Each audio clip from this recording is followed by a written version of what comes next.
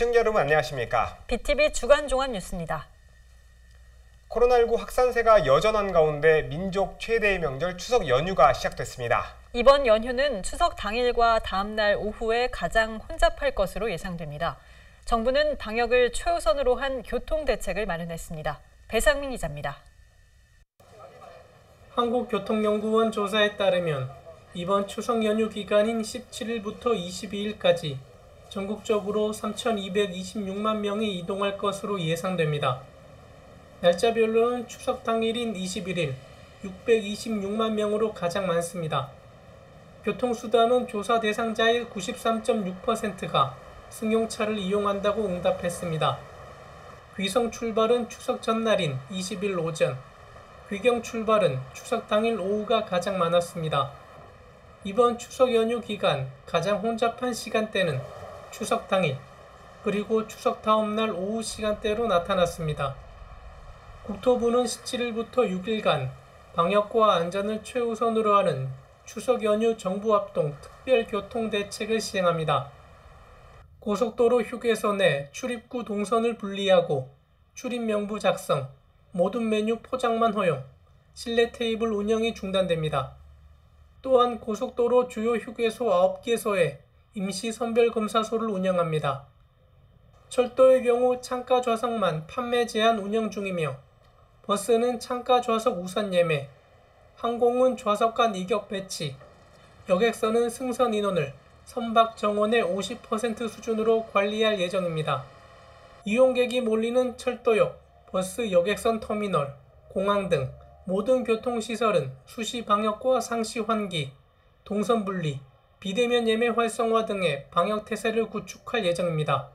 고속도로 국도 임시개통 등 도로 용량 확대, 실시간 교통정보 제공 등을 통해 교통량 집중을 완화하는 등 교통관리도 강화합니다. BTV 뉴스 배상민입니다.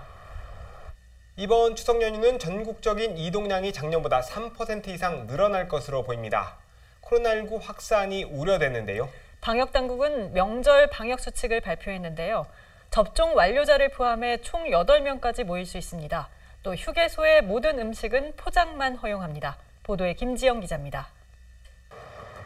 접종 완료자를 포함해 가족이 최대 8명까지 모일 수 있는 이번 추석. 정부는 이번 추석 기간 동안 일평균 이동량이 작년 대비 3.5% 증가할 것으로 전망하고 있습니다. 특히 감염 우려로 대중교통보단 자가용 이용이 늘어날 것으로 보입니다.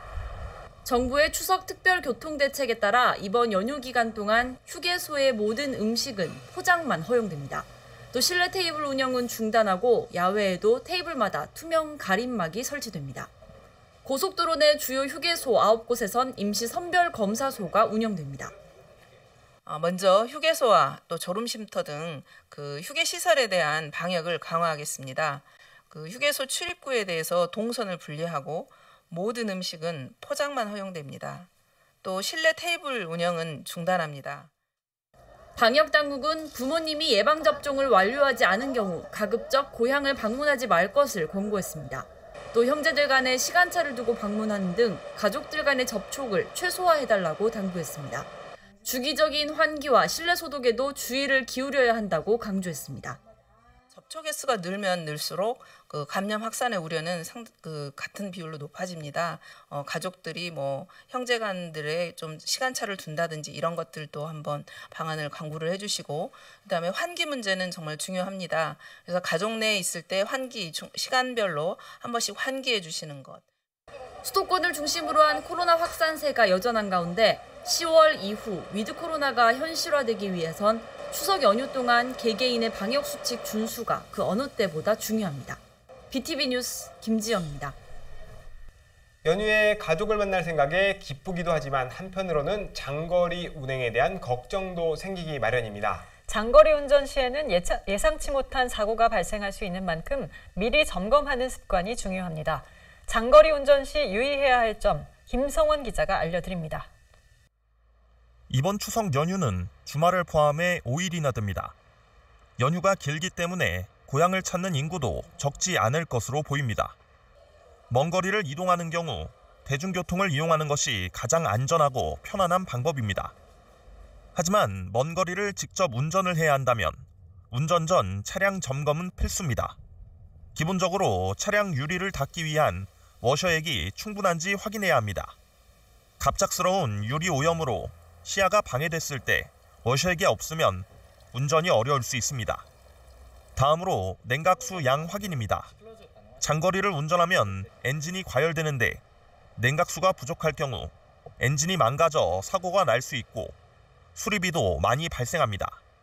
장거리 운전은 평소보다 엔진에 부담이 많이 발생하는 만큼 주행 전 엔진오일 점검도 필요합니다. 오일이 부족하면 보충하고 색이 짙은 갈색인 경우 교체해주는 게 좋습니다. 또 전조등이 잘 들어오는지 확인해 야간 운전을 대비하는 게 중요합니다. 이게 뭐 간단하게 타이어 같은 경우 뭐 공기압 같은 거 체크해 주셔도 되고 타이어 마모도 같은 경우 체크해 주셔도 되고 뭐 외관상으로 보기에 그런 게 제일 확인하기 쉬우시니까 그거나 뭐 자세하게 보시려면 후드 같은 거 열으신 다음에 안에 보시면 보라 색깔 용액 있는 통이 있어요. 그런 게 약간 냉각수 같은 건데 그게 뭐 적정선으로 있는지 그런 거 확인해 주시면 될 것 같습니다. 차량 상태만큼 중요한 것은 운전자의 운전 태도입니다. 졸리면 반드시 쉬어가고 장시간 내기순환으로 운전할 경우 차량 안에 공기가 부족해져 졸음을 유발할 수 있는 만큼 외기순환을 번갈아가며 운전하는 게 좋습니다. 장거리 운전 시에 되게 졸리실 텐데 졸리실 때는 매운 껌이나 막 그런 거 말고 정말 레몬처럼 신 그런 사탕 같은 게 제일 잠 깨는 게 좋으신 거거든요. 그런 거 드시는 게 제일 좋은 것 같습니다. 먼 거리 여행 전 가까운 정비소를 방문해 전반적인 차량의 상태를 확인하는 것은 안전 운행의 첫걸음입니다. BTV 뉴스 김성원입니다. 추석 명절 연휴가 시작되면서 차례상 준비에 고민하시는 분들 많으실 텐데요. 전통시장에서 제수용품을 구입하면 대형마트보다 24% 저렴하다는 조사 결과가 나왔습니다. 배상민 기자가 전해드립니다. 인천의 한 전통시장. 손님들이 꼼꼼하게 물건을 고르고 가게에선 상품을 진열하는 상인의 손길이 분주합니다. 명절 대목을 맞았지만 코로나19 장기화로 손님이 크게 줄어 상인들은 아쉬움이 큽니다. 인건비는 오르고 물가금은 오르는데 장사는 안 되니까 명절 분위기가 없어요. 너무 없는 것 같아. 옛날에는 그래도 명절 며칠 전이다 하면은 그냥 그래도 참 많이들 나오셨거든요. 안 나와요. 요즘은 참 힘들어요. 올해 추석 차례상 구입 비용은 전통시장이 대형마트보다 86,000원 정도 저렴한 것으로 나타났습니다. 소상공인 시장진흥공단이 이달 초 제수용품 27개 품목에 대해 전국 37개 전통시장과 인근 37개 대형 유통업체를 대상으로 조사한 결과 전통시장은 평균 26만 7,762원, 대형 유통업체는 35만 3,685원으로 조사됐습니다. 조사 품목 27개 가운데 19개 품목에서 전통시장이 대형마트보다 가격이 저렴한 것으로 나타났습니다.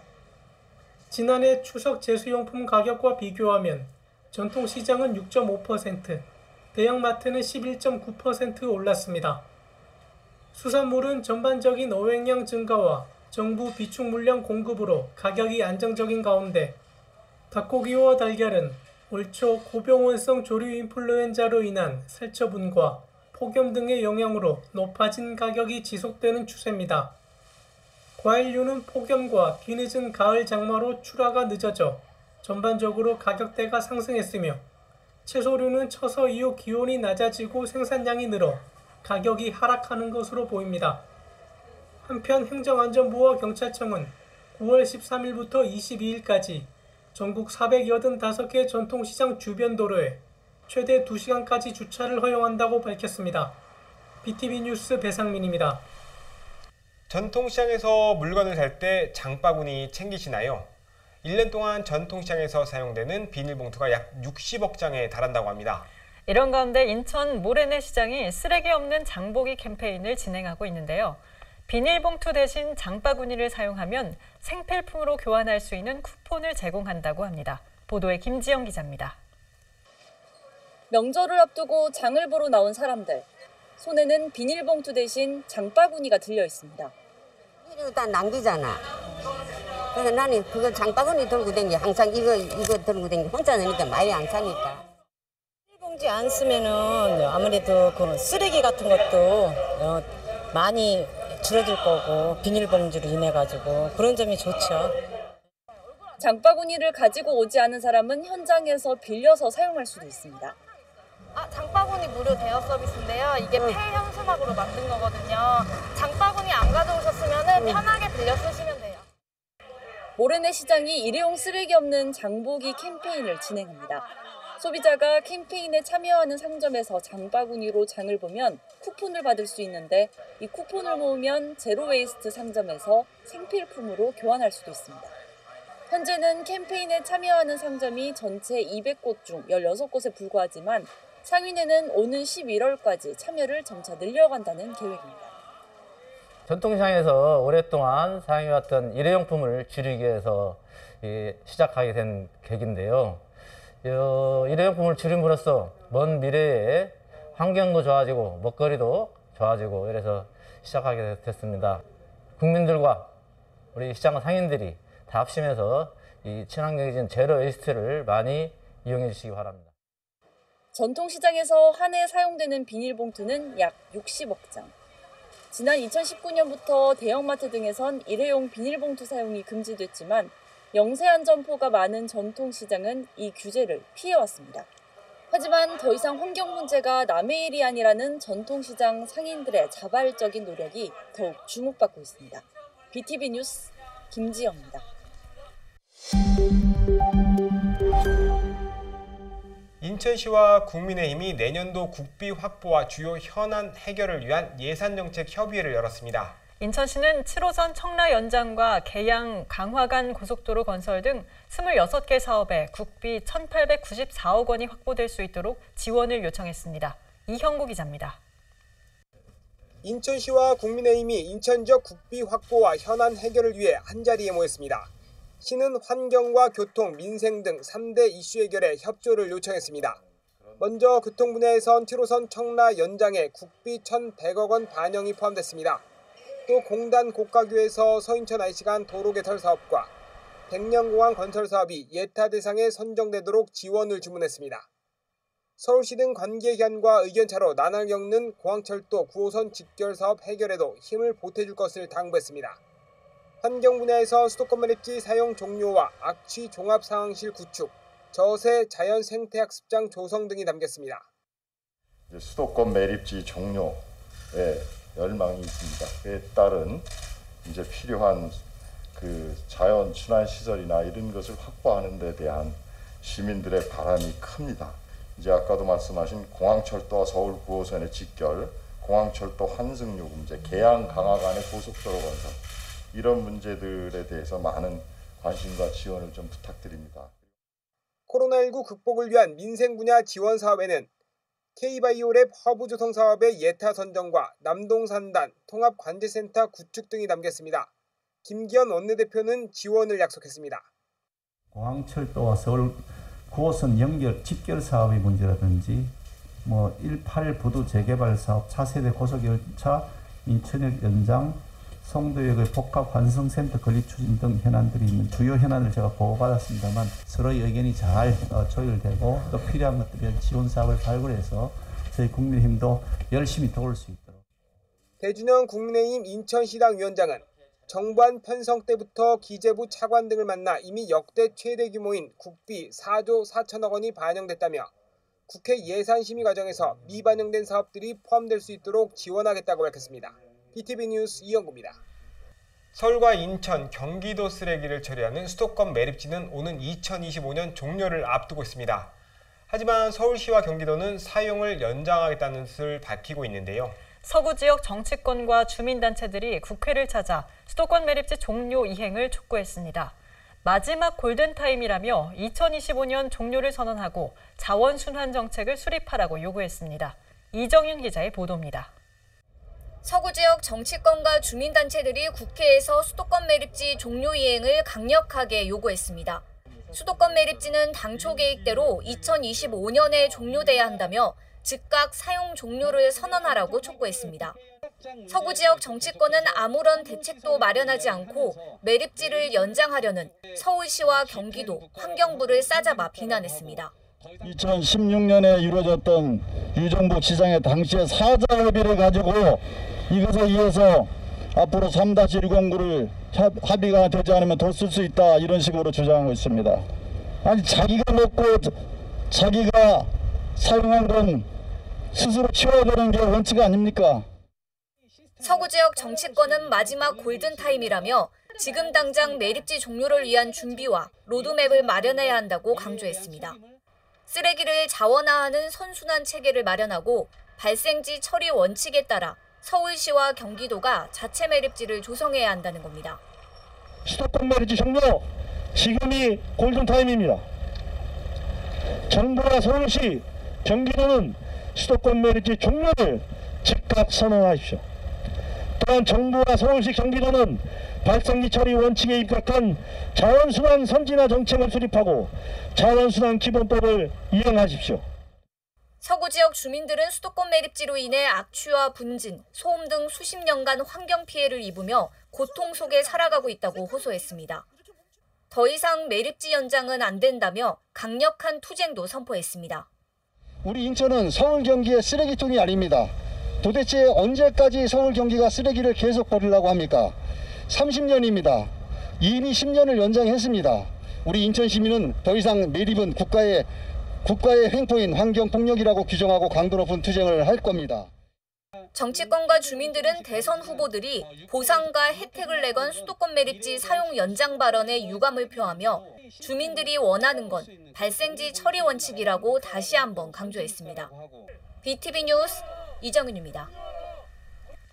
인천시의회 수도권 매립지 특별회계를 통합 운영하는 조례안이 발의됐죠. 상임위는 통과했는데 본회의에서는 상정되지 못했습니다. 서구 지역 주민과 정치권이 반발이 이어지고 있습니다. 네, 하지만 논란의 불씨는 여전히 남아 있습니다. 주민들은 특별회계 사용 기준부터 명확히 마련하고 감사기구를 신설할 것을 요구하고 있습니다. 이정윤 기자의 보도입니다. 인천시가 지난해에 이어 다시 추진한 통합재정 안정화기금 조례안. 하지만 이 조례안 상정이 또 불발됐습니다. 서구 지역 주민과 정치권이 수도권 매립지 특별회계 전용을 우려하며 강하게 반발했기 때문입니다.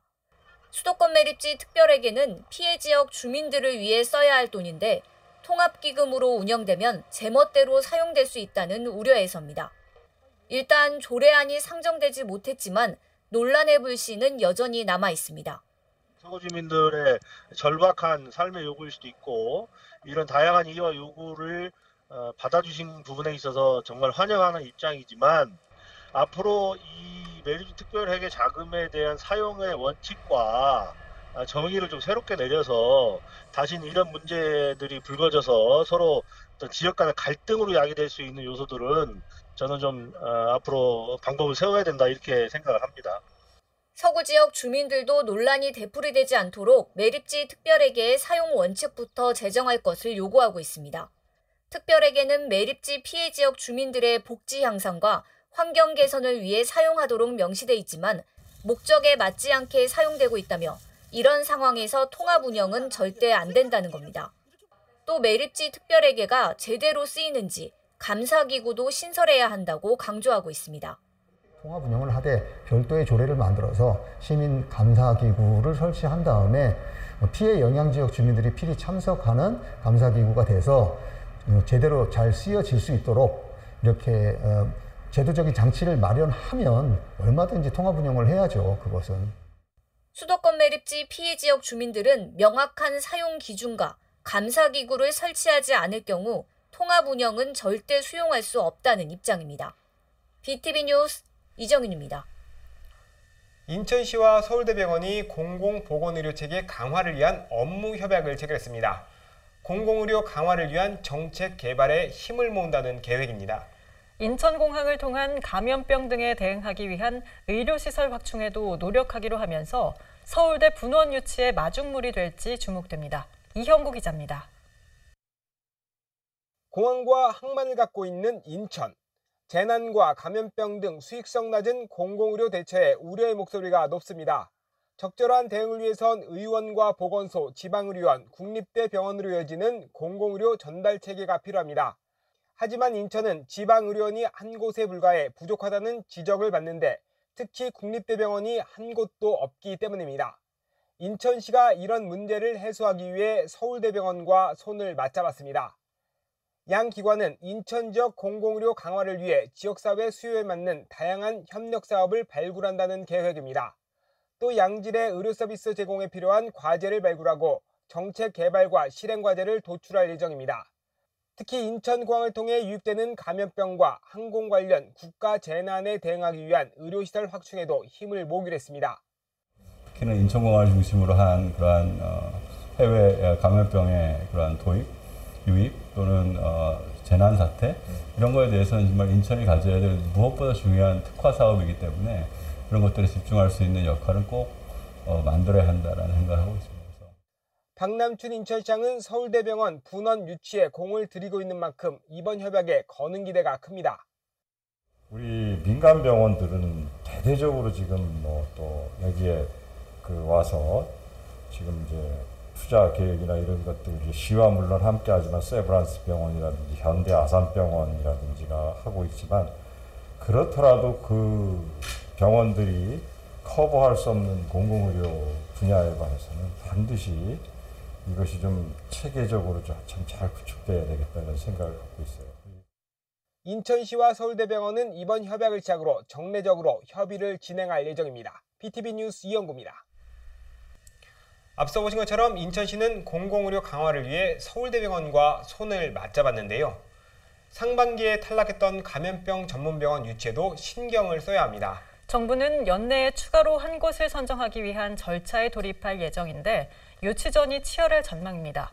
부지 제공과 지자체 자부담 등 사전에 충분한 검토가 필요하다는 지적이 나옵니다. 계속해서 이형구 기자입니다. 정부가 5번째 감염병 전문병원이 들어설 신규 권역을 공모할 전망입니다. 허종식 국회의원은 질병관리청이 오는 12월 신규 감염병 전문병원 권역 선정 절차에 나서기로 했다고 밝혔습니다. 내년 상반기에 공모 사업을 완료한다는 계획입니다. 내년도 정부 예산에 감염병 전문병원 설계비 23억 원이 반영됐는데 국회 예산안 처리가 끝나는 대로 선정 절차에 돌입한다는 계획입니다. 올 상반기에 감염병 전문병원 유치에 실패한 인천시도 재도전에 나선 상황. 유치에 참여할 인천 지역 종합병원과 인천시의 적극적인 의지가 필요하다는 지적이 나옵니다. 종합병원이 5,000에서 6,600제곱미터의 부지를 제공하면 정부는 음압격리병동과 진단검사실 등을 구축할 수 있도록 국비 450억 원 정도를 지원합니다. 청결하역장이나 병원 행정실, 의료진 숙소 등은 종합병원이 부담해야 합니다. 앞서 선정된 지역을 보면 4곳 모두 자부담을 했는데 특히 경남권과 경북권의 부담액은 300억 원이 넘습니다. 부지 제공과 자부담 여력이 있는 종합병원이 없다면 유치 자체가 불가능할 수 있습니다. 허종식 국회의원은 앞서 지정된 권역의 일부 지자체는 관련 예산을 편성하는 등 적극적으로 지원하기도 했다며 인천시에 철저한 준비를 당부했습니다. 인천시에서 철저하게 준비를 잘하면 이번에 가능성이 있다고 보고 있습니다. 인천시에서 준비만 잘 해주시고 인천에 필요한 우리 대상 대학병원들도 잘 준비해 주시면 저도 열심히 해서 인천에 감염병 전문병원이 곧 만들어지도록 최선.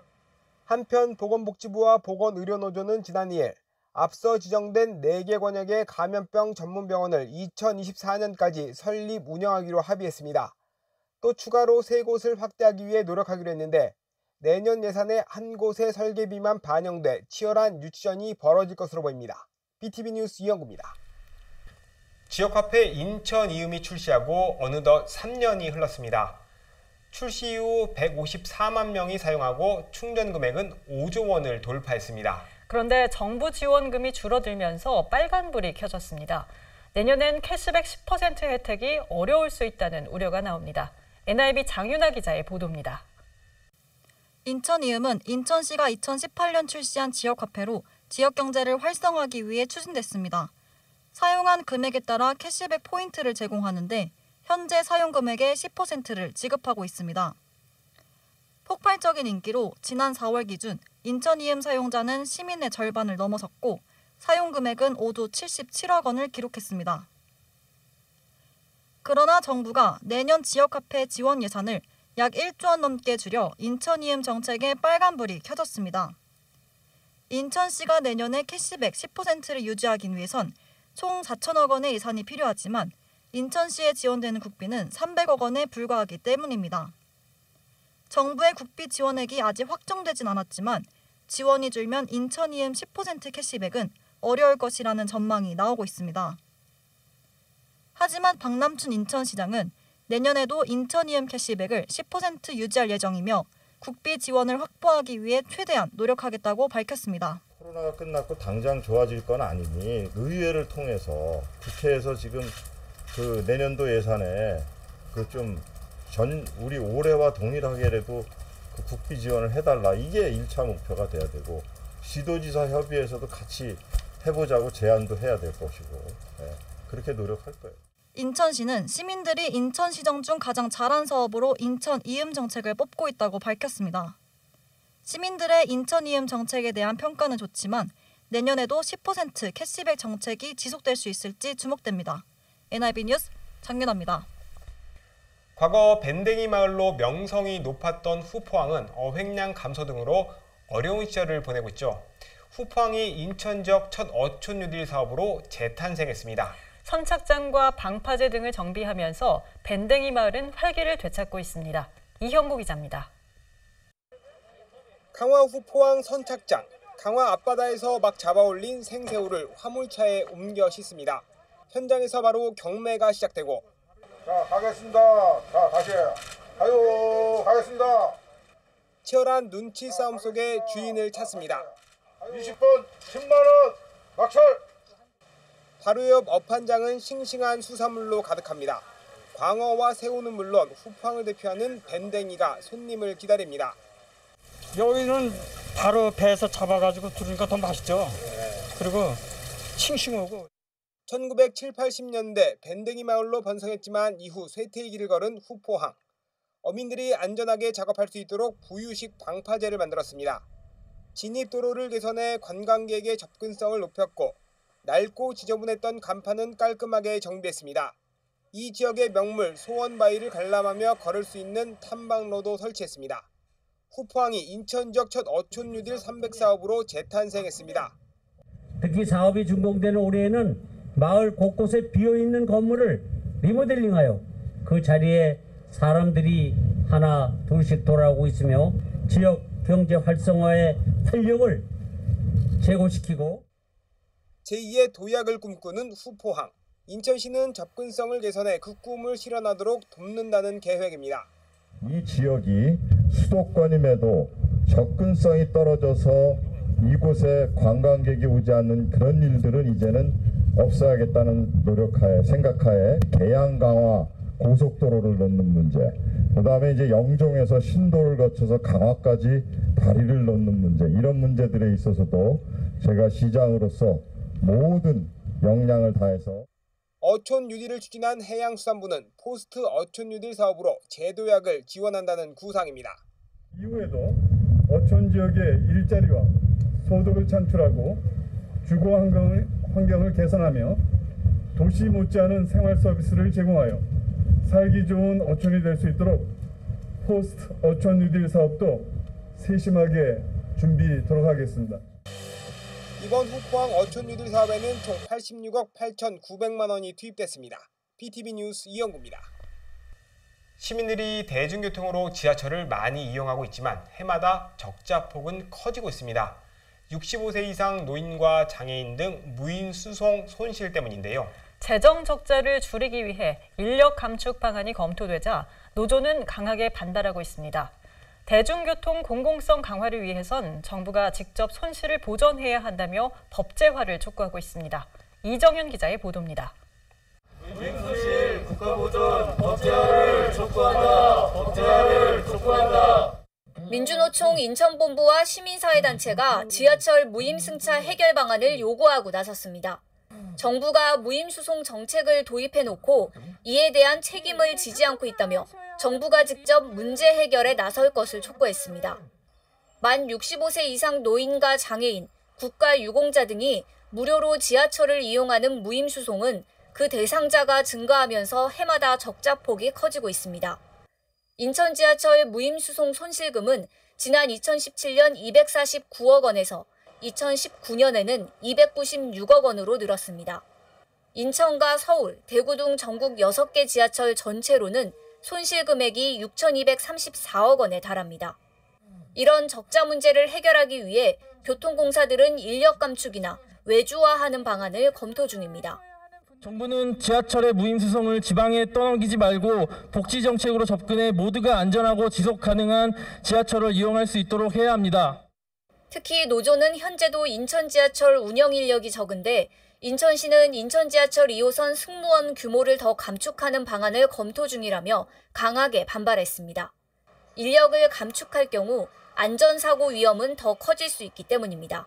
하루에 16만 명 이상이 인천 지하철 2호선을 이용하고 있습니다. 정말 어떠한 일이 발생했을 때 그것을 제대로 조치할 사람이 없다고 하면 무슨 일이 일어날지 정말 우려가 되는 상황입니다. 시민사회단체들도 대중교통 공공성 강화를 요구하며 국비보전 법제화를 촉구했습니다. 이런 건축을 통해서 재정을 줄이거나 요금을 인상해서 교통 지하철의 재정을 확보하는 방법밖에 없습니다. 이것은 둘 다 노동자들과 시민들에게 부담을 증가하는 꼴입니다. 노조와 시민사회단체는 교통약자를 포함한 시민 누구나 편리하고 안전하게 지하철을 이용해야 한다고 강조했습니다. 이를 위해선 지하철의 무임수송 손실비용의 국비보전 법제화가 시급하다고 외쳤습니다. BTV 뉴스 이정윤입니다. 내년도 시금고 선정을 앞두고 인천시는 탄소 중립 금고를 선정하겠다고 밝혔죠. 하지만 선정 기준에 실효성이 없다는 비판이 이어지고 있습니다. 환경단체는 인천시가 마련한 기준은 공허한 외침에 불과하다며 수정을 요구하고 있습니다. 보도에 김지영 기자입니다. 지난해 탈석탄금고 선언식을 연 인천시. 시금고를 선정할 때 금융기관의 탈석탄 선언 여부와 탄소 중립금고를 선정하겠다는 취지였습니다. 하지만 지난달 18일 열린 관련 토론회에서 환경단체는 인천시가 제시한 평가 항목에 문제를 제기했습니다. 이미 대다수 금융기관이 탈석탄 선언을 한 상태라 평가에 실효성이 없다는 겁니다. 탈석탄 선언을 했기 때문에 저는 이 1점, 2점에 대한 부분이 과연 인천에서는 변별력이 있는 건가라는 질문을 좀 드리고 싶었어요. 토론회 이후 환경단체가 평가 항목의 수정을 요구했지만 인천시는 받아들이지 않았습니다. 환경단체가 제시한 국제녹색금융 국제이니셔티브 평가 항목이 객관적인 판단 기준으로서 적절치 않다는 이유에서입니다. 국제녹색금융 국제이니셔티브는 탄소 중립 기후 금융 실행을 위해 국제사회가 마련한 세부 원칙을 말합니다. 정보 공개와 탄소 감축 목표 설정 등 항목별 구체적인 사안을 명시하고 있어 앞서 서울시가 시금고 선정 평가 항목에 포함시킨 바 있습니다. 서울시가 이미 적용한 국제녹색금융 이니셔티브 가입 현황 비교평가 항목을 인천시는 명확하지 않고 객관적이지 않다는 이유로 거부한 것이다. 환경단체는 또 탄소 중립 기여도에 대한 배점 기준을 현행 2점에서 3점으로 높여야 한다고 주장했습니다. 그러면서 말뿐인 선언은 공허한 외침에 불과하다며 인천시를 공개 비판했습니다. 말과 행동이 일치되지 않았을 때 우리는 그것을 가지고 표리부동하다고 얘기합니다. 그 약속들이 50년 뒤, 30년 뒤의 일로 치부하고 더 이상 아무런 준비와 실천을 하지 않는다면 지금까지 했던 약속과 선언들은 무슨 의미가 있겠습니까? 인천시의 새 시금고 지정은 내년 하반기로 예정돼 있습니다. 환경단체는 아직 시간이 충분한 만큼 인천시는 실질적인 평가 기준을 만들어야 한다고 촉구했습니다. BTV 뉴스 김지영입니다. 정부는 부동산 중개 수수료를 내리는 법안을 입법 예고하고 다음 달부터 시행하기로 했죠. 집을 거래하는 시민들은 부담이 줄어듭니다. 부동산 중개업계는 강하게 반발하고 있습니다. 정부가 부동산 정책 실패의 책임을 업계에 돌리고 있다며 철회를 촉구하고 있습니다. 이형구 기자입니다. 차량에 정부의 부동산 정책 실패를 질타하는 문구를 붙입니다. 줄지어서 온 차량들은 인천시청을 출발해 인천 곳곳을 누빕니다. 이들은 인천 지역 공인 중개사입니다. 정오부터 낮 2시까지 부동산 문을 닫고 이렇게 길거리로 나섰습니다. 정부는 중개보수 최고 요율을 매매 경우 0.9%에서 0.7%로 인하하는 등의 내용을 담은 공인중개사법 시행규칙을 입법 예고했습니다. 10월부터 시행되는데 9억짜리 주택 거래 시 중개 수수료는 810만 원에서 450만 원으로 떨어지는 효과가 있습니다. 이들은 정부가 부동산 정책 실패의 책임을 중개업계에 떠넘긴다며 강하게 반발하고 있습니다. 부동산 정책 실패를 저희 공인중개사에게 모든 책임을 전가시키는 정부에 대해서 오늘 모든 사람들이 12시부터 2시까지 모든 중개업자가 소동을 하게 되어 있습니다. 업계는 부동산 가격 상승으로 주택 거래량이 줄어 생계를 위협받고 있다고 주장합니다. 이번 정책으로 중개업계와 시민들의 갈등만 커진다며 철회를 촉구합니다. 소비자와 공인중개사 간의 갈등을 야기시키는 중개 보수를 다시 협의라는 문자를 집어넣어서 더 갈등을 야기할 수 있는 계기를 만들게 되었습니다. 그런 문구를 빼서 우리 중개사와 우리 소비자가 좋은 마음으로 일할 수 있는. 이들은 또 무등록이나 불법 중개가 지역 내에서 이뤄지고 있다며 불안전 거래나 세금이 새는 문제도 점검하라고 주문했습니다. BTV 뉴스 이영구입니다.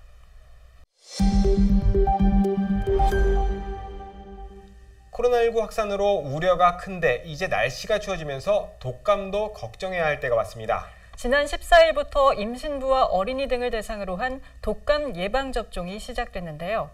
코로나19 백신을 맞고 독감 주사를 맞아도 될지 서주헌 기자가 알려드립니다.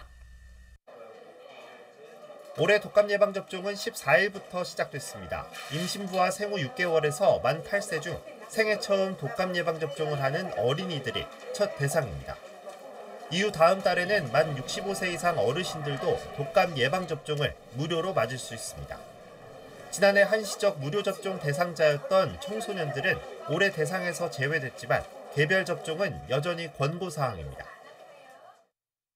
또한 인플루엔자 감염 시 합병증 위험이 높은 65세 이상이라든지 영유아, 임신부 등은 이제 접종을 저희가 권고를 하고 있고, 중고생은 이제 이러한 합병증 발생 위험이 높은 고위험군은 아니지만은 이제 학교라는 집단 생활을 통해서 유행이 되는 것을 막기 위해서 개별적인 접종을 권장하고 있습니다.